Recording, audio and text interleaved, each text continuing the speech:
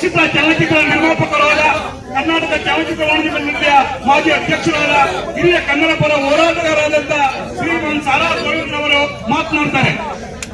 ಹಿಂದೆ ಬನ್ನಿ ಸರ್ ಸ್ವಲ್ಪ.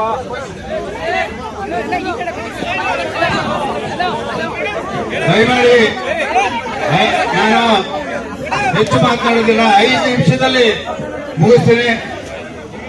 ಇವತ್ತಿನ ಈ ಒಂದು ಪ್ರತಿಭಟನಾ ಮೆರವಣಿಗೆಗೆ ಬಂದಿರುವಂತ ನನ್ನೆಲ್ಲ ಕನ್ನಡ ಪರ ಸಂಘಟನೆಗಳ ಮುಖಂಡರೇ, ಡಾಕ್ಟರ್ ರಾಜ್ಕುಮಾರ್ ಅವರ ಅಭಿಮಾನಿಗಳೇ, ಎಲ್ಲರಿಗೂ ನಾನು ಕೃತಜ್ಞತೆಗಳನ್ನು ಸಲ್ಲಿಸ್ತಾ ಇಲ್ಲಿ ಒಂದು ಮಾತು ಹೇಳೋದಕ್ಕೆ ಇಷ್ಟಪಡ್ತೇನೆ.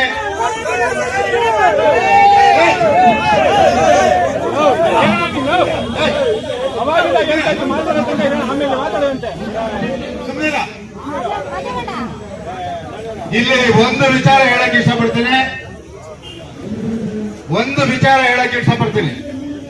ನನ್ನ 48 ವರ್ಷಗಳ ಕನ್ನಡದ ಹೋರಾಟದಲ್ಲಿ ನಾನು ಎಂದೂ ಯಾವತ್ತೂ ಯಾರಿಗೂ ತಲೆ ಬಗ್ಸಿಲ್ಲ, ಕನ್ನಡದ ವಿಚಾರದಲ್ಲಿ ರಾಜಿಯಾಗಿಲ್ಲ. ಅದಕ್ಕೆ ನನಗೆ ಶಕ್ತಿ ಸ್ಫೂರ್ತಿ ಡಾಕ್ಟರ್ ರಾಜ್ಕುಮಾರ್ ಅವರು.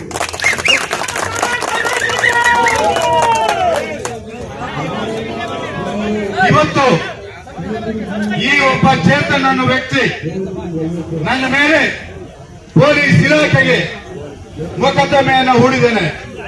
ಇಂಥ 100 ಮೊಕದ್ದಮೆಯನ್ನು ಹೂಡಿದ್ರು ಸಾರಾಗೋಯ್ದು ಹೇಳೋದಿಲ್ಲ, ಗೆಲ್ಲೋದು ಇಲ್ಲ. ಯಾಕಂತ ಹೇಳಿದ್ರೆ ರಾಜ್ಕುಮಾರ್ ಆದರ್ಶಗಳು ನನ್ನ ಜೀವನದಲ್ಲಿ ಹರಿದಾಡ್ತಾ ಇದೆ. ರೈತರೇ, ಎಲ್ಲಿಂದ ಬಂದೆ ನೀನು? ನಿನಗೆ ಸಂಸ್ಕೃತಿ ಕಲ್ತಿಲ್ವಾ? ನಿಮ್ಮ ಅಮ್ಮ ಬುದ್ಧಿ ಹೇಳ್ಕೊಟ್ಟಿಲ್ವಾ? ಹಿರಿಯರು ಅಂದ್ರೆ ಏನು? ಈ ನಾಡಿಗೆ ಕೊಟ್ಟಿರುವಂತ ಕೊಡುಗೆ ಏನೇನಿದೆ ನಿನ್ಗೆ ಯಾರು ಹೇಳ್ಕೊಟ್ಟಿಲ್ವಾ? ಇವತ್ತು ನೀನೊಬ್ಬ ನಿರುದ್ಯೋಗಿ, ಉದ್ಯೋಗ ಇಲ್ದರೆ ಮನೇಲಿ ಕೂತಿದ್ಯಾ.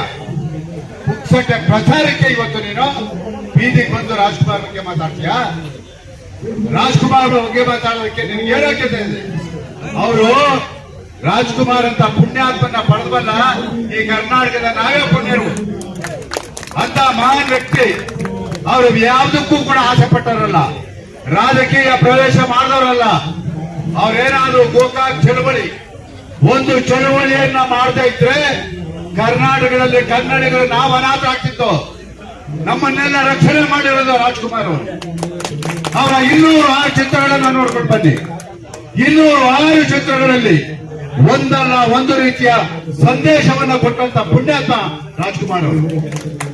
ಭಾರತ ಸರ್ಕಾರ ಸುಮ್ಮನೆ ನಿಮಗೆ ಪದ್ಮಭೂಷಣ ಪ್ರಶಸ್ತಿ ಕೊಟ್ಬಿಡ್ತಾರ? ಸುಮ್ಮನೆ ನಿಮಗೆ ಪಾಲ್ಕೆ ಪ್ರಶಸ್ತಿ ಕೊಟ್ಬಿಡ್ತಾರ? ಆ ಯೋಗ್ಯತೆ, ಆ ಘನತೆ ಇದ್ದಿದ್ದು ಡಾಕ್ಟರ್ ರಾಜ್ಕುಮಾರ್ ಅವರಿಗೆ. ಅವ್ರ ಮನೆಯವ್ರು ಯಾರು ಕೇಳಿಲ್ಲ ಜಾಗನ. ಸರ್ಕಾರ ಮುಂದೆ ಬಂತು. ಇಂಥ ಒಬ್ಬ ಪುಣ್ಯಾತ್ಮನ ಒಂದು ಸ್ಮಾರಕ. ಏನು ರಾಜ್ಕುಮಾರ್ ಅವ್ರಿಗೆ ಜಾಗ ಇರ್ಲಿಲ್ವಾ? ಕುಮ್ಮಳಗೋಡಲ್ಲಿ ಅವರು 15 ಎಕರೆ ಜಾಗ ಇದೆ. ಅವ್ರಿಗೆ ಆಸೆ ಇಟ್ಟಿದ್ದು ಅವ್ರ ತಾಯಿ, ಅವ್ರ ತಮ್ಮ, ಅವ್ರ ಪಕ್ಕ ಇದನ್ನ ಸ್ಮಾರಕ ಅಲ್ಲಿ ಮಾಡಿ ಅಂತ ಹೇಳ್ಬಿಟ್ಟು ಅವ್ರು ಹೇಳಿ. ಆದ್ರೆ ಸರ್ಕಾರ ಈ ಪುಣ್ಯಾತ್ಮನ ಒಂದು ಸ್ಮಾರಕ ಇವತ್ತು ಅದನ್ನ ಯಾರು ಸಮಾಧಿ ಅನ್ನೋದಿಲ್ಲ, ಪುಣ್ಯಭೂಮಿ ಅಂತಾರೆ. ಅಂತ ಪುಣ್ಯಭೂಮಿಯನ್ನ ಬೆಂಗಳೂರು ನಗರದಲ್ಲಿ ಮಾಡಬೇಕು, 4 ಜನಕ್ಕೆ ಹೊರಗಡೆಯಿಂದ ಬಂದಂತವ್ರಿಗೆ ಗೊತ್ತಾಗಬೇಕು ಅಂತ ಹೇಳಿ ಸರ್ಕಾರ ಅವತ್ತು ಮುಂದೆ ಬಂತು. ಸರ್ಕಾರ ಮುಂದೆ ಬಂದು ಆ ಒಂದು ಸ್ಮಾರಕವನ್ನು ಕಟ್ಟೋದಕ್ಕೆ ಅವಕಾಶ ಕೊಡ್ತು. ಇವತ್ತು ಎಷ್ಟು ಜನರಿಗೆ ಭಾರತದಲ್ಲಿ ಸ್ಮಾರಕ ಕಟ್ಟೋದಕ್ಕೆ ಜಾಗ ಕೊಟ್ಟಿಲ್ಲ. ಇವತ್ತು ಅಂತರ ಬಗ್ಗೆ ಎಲ್ಲ ಮಾತಾಡಿ. ಮಹಾತ್ಮ ಗಾಂಧಿ ಅವರು 200 ವರ್ಷ ಗುಲಾಮಗಿರಿಯನ್ನ ಗೆದ್ದು ಒಗೆದು ಅದಕ್ಕೆ ಅಹಿಂಸಾ ಅನ್ನೋ ಒಂದು ಪದವನ್ನ ಇಟ್ಕೊಂಡು ಹೋರಾಟವನ್ನ ತಂದು ನಮ್ಗೆಲ್ರಿಗೂ ಸ್ವಾತಂತ್ರ್ಯ ತಂದುಕೊಟ್ಟ ಪುಣ್ಯಾತ್ಮ. ನಾಳೆ ಅವ್ರ ಬಗ್ಗೆನೂ ಮಾತಾಡ್ತೀರಾ? ಆ ಅಹಿಂಸಾ ಪದವನ್ನ ಇಟ್ಕೊಳ್ಳೋದಕ್ಕೆ ನಿನ್ಗೆ ಏನು ಯೋಗ್ಯತೆ ಇದೆ? ಎಲ್ಲ ದಲಿತರ ಸಂಘಟನೆ 4 ಜನ ಹೇಳ್ಕೊಂಡು ಇವತ್ತು ಬೇರೆ ಬೇರೆ ನಾಯಕರ ಹೆಸರು ಹೇಳ್ಕೊಂಡು ಪೊಲೀಸ್ ಸ್ಟೇಷನ್ಗೆ ಮೊಕದ್ದಮೆ ಕೊಟ್ಟಿದ್ಯಾ. ಅವರೆಲ್ಲ ನಗ್ತಾರೆ. ಅವರೆಲ್ಲ ನನ್ನ ಗೆಳೆಯರೇ. ಬಹಳಷ್ಟು ಜನ ನನ್ನ ಗೆಳೆಯರಿದ್ದಾರೆ, ಹಿರಿಯರಿದ್ದಾರೆ. ನಾವು ಯಾವತ್ತು ಇಡೀ ಕರ್ನಾಟಕದಲ್ಲಿ 16,000 ರಾಜ್ಕುಮಾರ್ ಅಭಿಮಾನಿಗಳ ಸಂಘವನ್ನ ಕಟ್ಟಿ ಇಡೀ ನಾಡಿಗೆ ಕನ್ನಡ ಹೋರಾಟವನ್ನು ತಗೊಂಡೋದ್ರು. ನಾನು ಒಂದೇ ಒಂದು ದಿನ ಯಾರೇ ಸಂಘಟನೆಯವರು ಬಂದ್ರು ಕೂಡ ಇದು ಜಾತಿ ಯಾವುದು ಅಂತ ಕೇಳಿಲ್ಲ. ಅದಕ್ಕೆ ಸಾಕ್ಷಿ ಯಾರು ಒಬ್ಬರು ಜಾತೀಯತೆಯನ್ನ ಮೀರಿ ಬೆಳೆದಂತವ್ರು ನಾನು ಯಾವತ್ತೂ ಕೂಡ ನಾನು ಅದನ್ನ ಬಯಸ್ತೇನಲ್ಲ, ಅದನ್ನ ಹೇಳಿದವನಲ್ಲ. ರೈತರೇ ಅವ್ರಿಗೆ ನಮ್ಗೆ ಗೊತ್ತಾಗಬೇಕು. 1991 ಇಸ್ವಿ ಬಹಳಷ್ಟು ಜನ ರಾಜ್ಕುಮಾರ್ ಅಭಿಮಾನಿಗಳ ಸಂಘದ ಕಾರ್ಯಕರ್ತರಿದ್ದಾರೆ. ನವೆಂಬರ್ 11ನೇ ತಾರೀಕು ನನ್ನ ಜೀವಮಾನದಲ್ಲಿ ಆ ಘಟನೆಯನ್ನ ಮಾಡಲಿಕ್ಕೆ ಸಾಧ್ಯ ಇಲ್ಲ. ಅವತ್ತು ಕಾವೇರಿ ನದಿ ತೀರ್ಪಿದ್ದಾಗ ಕಾವೇರಿ ನದಿ ತೀರ್ಪು ತಮಿಳುನಾಡಿಗೆ ಬಿದ್ದಾಗ ಇಲ್ಲಿರುವಂತ ತಮಿಳಿಗರು ಅವತ್ತು ಪಟಾಕಿ ಹೊಡಿತಾರೆ, ಸಿಹಿ ಅಂತಾರೆ, ಸಂಭ್ರಮ ಆಚರಣೆ ಮಾಡ್ತಾರೆ, ಮೆರವಣಿಗೆ ಮಾಡ್ತಾರೆ. ಅವತ್ತು ಬೆಂಗಳೂರಲ್ಲಿದ್ದ ಜನ ಎದ್ರು ಕರ್ನಾಟಕದ ಬೆಂಗಳೂರು ನಗರದಲ್ಲಿರುವಂತ ಕನ್ನಡಿಗರೆಲ್ಲ ಸತ್ತಿಲ್ಲ, ಬದುಕಿದ್ದೀವಿ ಅಂತ ತೋರಿಸ್ಕೊಟ್ರು. 26 ಜನ ರಾಜ್ಕುಮಾರ್ ಅಭಿಮಾನಿಗಳು, ರಾಜ್ಕುಮಾರ್ ಅಭಿಮಾನಿ ಸಂಘದ ಕಾರ್ಯಕರ್ತರು ಗುಂಡಿಗೆ ಬಲಿಯಾದರು. ಇದನ್ನ ಯಾರು ಕೇಳ್ತಾರೆ? ಅವತ್ತೇನೋ ಗಲಭೆ, ಲೂಟಿ ಏನೇನೋ ಆಯ್ತು. ಸುಮಾರು 100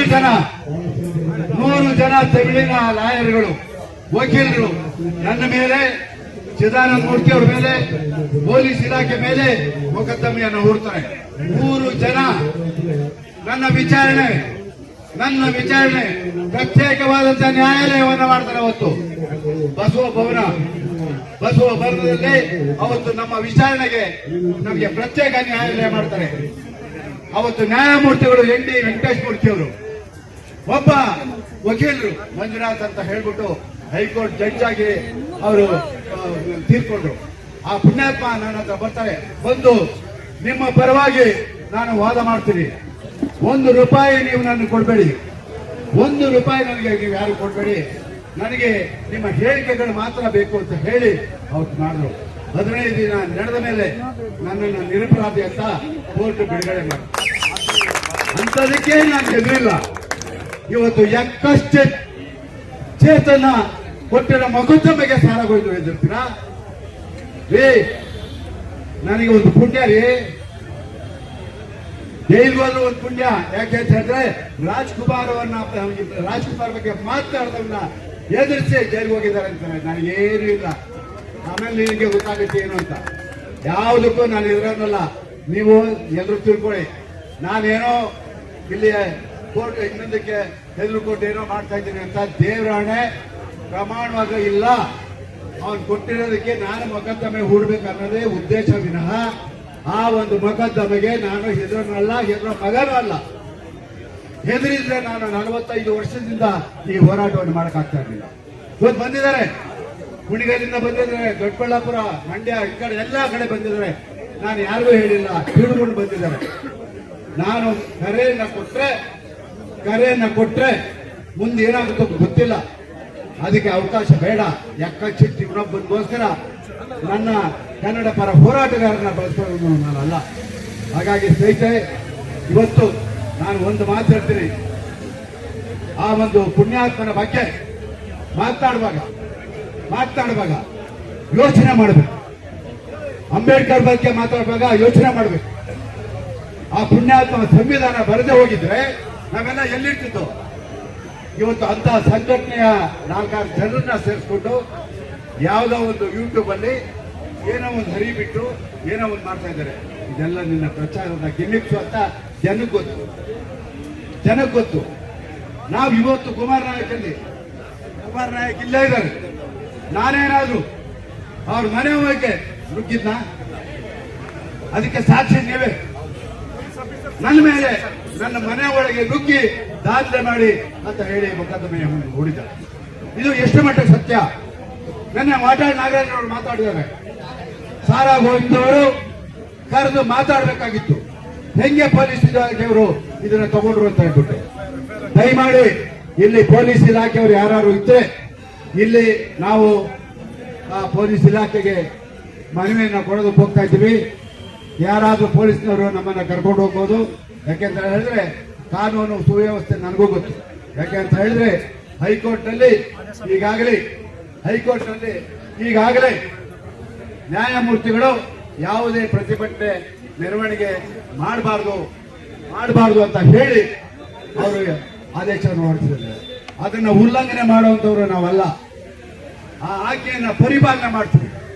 ನಾವು ಸುಮಾರು ಒಂದು 15-20 ಜನ ಶೇಷಾದ್ರಿ ಇದಕ್ಕೆ ಹೋಗಿ ಪೊಲೀಸ್ ಠಾಣೆಗೆ ಹೋಗಿ ಮೊಕದ್ದಮೆಯನ್ನ ಸಲ್ಲಿಸ್ಬಿಟ್ಟು ಬರ್ತೀವಿ. ಸ್ನೇಹಿತರೆ ನೋಡಿ, ನಾನು ಹೇಳ್ತೀನಿ, ಇವತ್ತು ನಾನು ನಿಮ್ಮಲ್ಲಿ ಕೈ ಮುಗಿದು ಕೇಳ್ಕೊಳ್ತೀನಿ, ಕನ್ನಡದ ವಿಷಯ ಬಂದಾಗ ಯಾವುದೇ ಸಂಘಟನೆ ನ್ಯಾಯಯುತವಾಗಿ ಹೋರಾಟ ಮಾಡುವಾಗ ಎಲ್ಲರೂ ಕೈ ಒಬ್ಬ ಸಾರವಾಗಿ ಎಲ್ರಿಗೂ. ಯಾಕೆಂತಂದ್ರೆ ಇವತ್ತೇನಾದ್ರೂ ಕರ್ನಾಟಕದಲ್ಲಿ ಕನ್ನಡ ಭಾಷೆ ಉಳಿದಿದ್ರೆ, ಬೆಂಗಳೂರು ನಗರದಲ್ಲಿ ಕನ್ನಡಿಗ ಕೈ ಎತ್ತಿ ಧ್ವನಿಯನ್ನ ಎತ್ತಾ ಇದ್ರೆ, ಕನ್ನಡಿಗ ಬದುಕ್ತಾ ಇದ್ರೆ ಅದಕ್ಕೆ ಕನ್ನಡ ಪರ ಹೋರಾಟಗಾರರೇ ಕಾರಣ, ಬೇರೆ ಯಾರು ಅಲ್ಲ. ನಮ್ಮನ್ನು ಆಳುವಂತ ಜನ ಭಾಷೆ ಕನ್ನಡಿಗರ ಬಗ್ಗೆ ಅಷ್ಟೊಂದು ಗೌರವವನ್ನು ತೋರಿಸ್ತಾ ಇಲ್ಲ. ಸ್ನೇಹಿತರೆ, ರಾಜ್ಕುಮಾರ್ ಎಂತ ಶಕ್ತಿ, ಒಂದು ಗೋಕಾಕ್ ಚಳವಳಿ ಒಂದು 25-30 ವರ್ಷದಿಂದ ರಾಜಭಾರ ಮಾಡಬೇಕಂತ ಸರ್ಕಾರವನ್ನ ಬೀಳಿಸುವಂತ ಶಕ್ತಿ ರಾಜ್ಕುಮಾರ್ ಒಬ್ಬರಿಗೆ. ಹಾಗಾಗಿ ಸ್ನೇಹಿತರೆ, ಇವತ್ತು ಅವರ ಅಭಿಮಾನಿಗಳಾಗಿ ನಾವಿನ್ನೂ ಬದುಕಿದ್ದಂಗೆ, ನಾವಿನ್ನೂ ಸತ್ತಿನ ಬದುಕಿದ್ದೀವಿ. ನಮ್ಮ ಎದುರುಗಡೆ ರಾಜ್ಕುಮಾರ್ ಟೀಕೆ ಮಾಡಿದ್ರೆ ನಾವು ಹೆಂಗೆ ಸಹಿಸ್ಕೊಳಕ್ಕಾಗುತ್ತೆ? ಬರ್ತೇವೆ ಒಂದು ಮಾತು, ಅದು ಆಕ್ರೋಶ. ನಾನು ಇಲ್ಲ ಅಂತ ಹೇಳಲ್ಲ, ಆಕ್ರೋಶ ಆ ಮಟ್ಟದಲ್ಲಿ ಹೇಳಿದ್ದೀನಿ. ಅವತ್ತು ನಾನು ಆ ಆಕ್ರೋಶದಲ್ಲಿ ಮಾತಾಡೋದು, ಇದು ನೀನು ಎಲ್ಲೋ ಹೋಗ್ಬಿಡ್ತಿದ್ದೆ, ಏನೋ ಆಗ್ಬಿಡ್ತಿದ್ದೆ. ಅವತ್ತು ನೀನು ಉಳಿದಿದ್ಯಾ, ಅದನ್ನೇ ಯೋಚನೆ ಮಾಡು. ಹಾಗಾಗಿ ಸ್ನೇಹಿತರೆ, ಇಲ್ಲಿ ನಾನು ಪ್ರತಿಭಟನೆಯನ್ನು ಮಾಡ್ತಾ ಇರೋದು ಹೆದರ್ಕೊಂಡಂತೂ ಅಲ್ಲ. ನಿಮ್ಮೆಲ್ಲರಿಗೂ ಇದು ಗೊತ್ತಾಗಬೇಕು, ಇಡೀ ನಾಡಿಗೆ ಇದು ಗೊತ್ತಾಗಬೇಕು, ಎಂತ ಅವಿವೇಕಿ ಎಂಥವ್ರ ಬಗ್ಗೆ ಮಾತಾಡಿದ್ದೇನೆ ಅಂತ ಹೇಳ್ಬಿಟ್ಟು ಗೊತ್ತಾಗಬೇಕು ಅಂತ ಹೇಳ್ಬಿಟ್ಟು ಇವತ್ತು ತೀರ್ಮಾನ ಮಾಡಿದ್ದೇನೆ.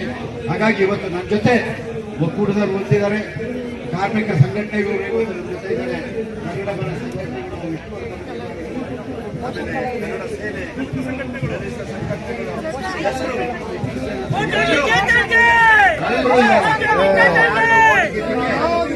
ಮಾಡಿ ಯಾರು ಕೂಡ ಕಲಾವಿದರು ಬಂದವ್ರೆ, ಪೋಷಕ ಕಲಾವಿದರು ಬಂದಿದ್ದಾರೆ, ಎಲ್ಲರೂ ಬಂದಿದ್ದಾರೆ. ನನ್ನ ಕರ್ನಾಟಕ ವಾಣಿಜ್ಯ ಮಂಡಳಿ ಮಾಜಿ ಅಧ್ಯಕ್ಷರು ಬಂದಿದ್ದಾರೆ. ಬೈರಪ್ಪ ಇಲ್ಲಿ ಅಲ್ಲ ಹರೀಶ್ ಅಲ್ಲ, ಒಂದ್ ನಿಮಿಷ ಹರೀಶ್ ಬೈರಪ್ಪ ಇಲ್ಲಿ, ಹರೀಶ್ ಬಂದವರ ಒಂದ್ ನಿಮಿಷ. ಇವತ್ತು ಬಹಳಷ್ಟು ಸಂಘಟನೆಗಳು ಬಂದಿದ್ದಾರೆ. ನಿಮ್ಮೆಲ್ಲರಿಗೂ ನಾನು ಕೃತಜ್ಞತೆಗಳನ್ನ ಸಲ್ಲಿಸ್ತೀನಿ. ಒಕ್ಕೂಟದ ಅಧ್ಯಕ್ಷರಾದಂತಹ ಸೋಮಶೇಖರ್ ಅವರಿದ್ದಾರೆ. ಏನೇ ಆಗಲಿ ಇವರ ಯಾವ ಸಂಘಟನೆ ಕೂಡ ಸಾರಗೊಂಡವರು ದುರುಪಯೋಗ ಮಾಡ್ಕೊಡಲ್ಲ. ದಯಮಾಡಿ ಈಗ ಮತ್ತೊಬ್ಬ ಹೋರಾಟಗಾರರು ನಮ್ಮ ಹರೀಶ್ ಬೈರಪ್ಪ ಅವರು ಬಂದಿದ್ದಾರೆ. ಒಂದೆರಡು ಮಾತಾಡಿದ್ರೆ ನಿಮ್ಮ ಸರಿ ಮುಕ್ತಾಯ ಆಗುತ್ತೆ. ದಯವಿಟ್ಟು ಯಾರು ಮಾತಾಡದೇ ಇದ್ದವರು ದಯವಿಟ್ಟು ಬೇಸರ ಪಟ್ಕೋಬೇಡಿ ಅಂತ ಅತ್ಯಂತ ಕಳಕಳಿಯಿಂದ ನಿಮ್ಮನ್ನ ಹೇಳ್ಕೊಡ್ತೀನಿ. ಕೊನೆಯದಾಗಿ ಹರೀಶ್ ಬೈರಪ್ಪ